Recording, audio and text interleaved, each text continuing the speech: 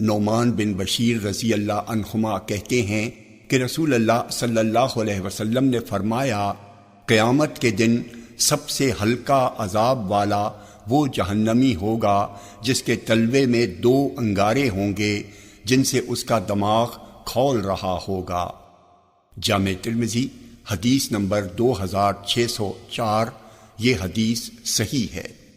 حارثہ بن وہب خزائی رضی اللہ عنہ کہتے ہیں کہ میں نے نبی اکرم صلی اللہ علیہ وسلم کو فرماتے ہوئے سنا، کیا میں تمہیں جنتیوں کے بارے میں نہ بتا دوں؟